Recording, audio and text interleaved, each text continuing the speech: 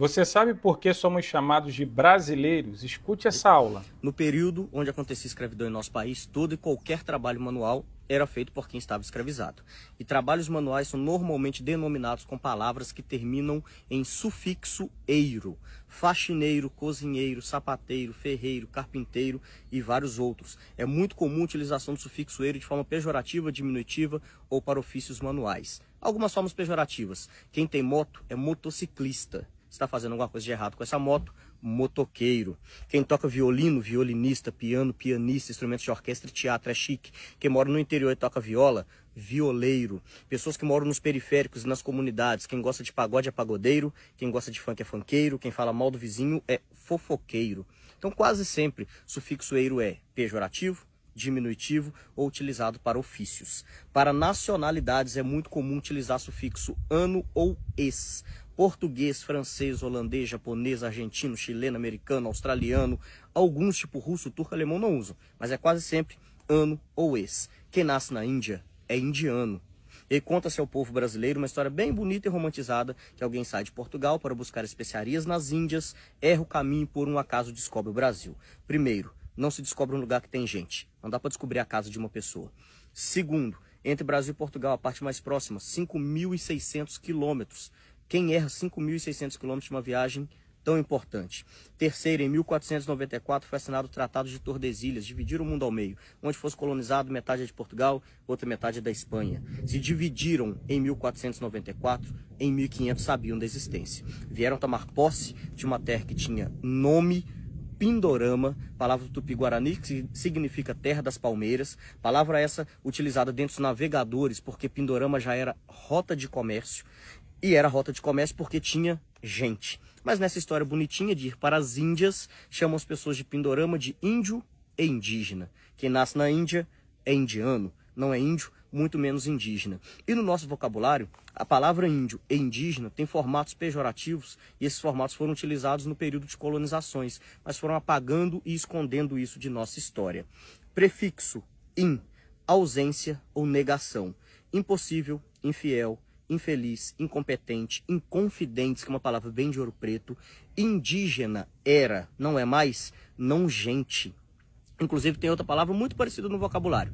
Indígena e indigente. Só muda o final dessas duas palavras. E índio, em ausência de o Deus, ausência de Deus, por isso era necessário catequizar. Chamar povos originários, assim deveriam ser chamados até hoje, em terras colonizadas, de índio e indígena, além de tirar a identidade desses povos, eximia o colonizador de culpa. Se não é gente, não tem alma, escravizar ou exterminar, não tem problema nenhum.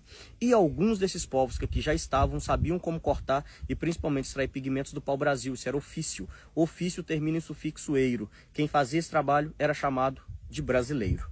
A única nacionalidade do vocabulário português que termina em sufixo eiro é exatamente a nossa, não tem nenhuma outra. E outras nacionalidades e línguas diferentes não utilizam. O italiano chama o brasileiro de brasiliano. Em inglês é Brazilian, em espanhol brasileiro. É só no nosso vocabulário que a nossa nacionalidade termina em sufixo eiro. Poderia ter mudado, ser brasiliano ou brasiliense, mas em uma ordem cronológica, o Brasil foi o 5º local do mundo a ser colonizado por Portugal. Nós éramos a 5ª colônia e por isso éramos chamados de 5º dos infernos. Quem sonegava impostos em Portugal era mandado ao Brasil.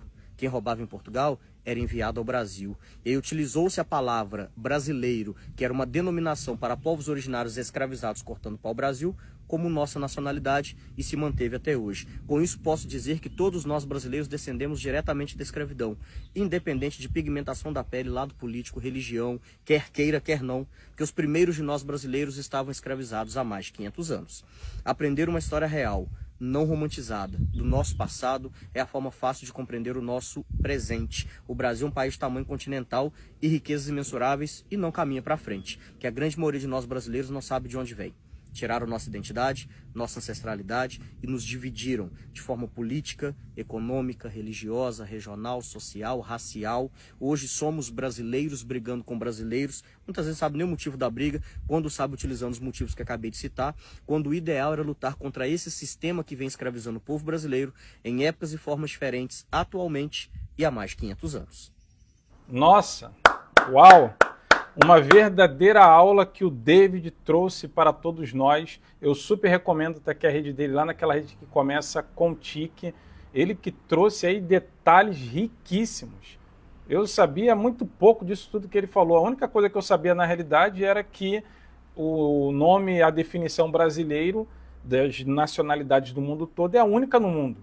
Você vê o italiano, você vê o inglês, o francês, o americano, só a gente com essa terminação diferente, porém não sabia todas as motivações, toda a história por trás disso tudo, e que triste história. E como ele falou, a gente não vai conseguir ir adiante se a gente não olhar para trás. E aquela velha máxima, quem não conhece o seu passado está fadado a cometer os mesmos erros no futuro. Agora me conte aqui abaixo, você sabia de todas essas informações que o David trouxe para a gente de uma forma brilhante?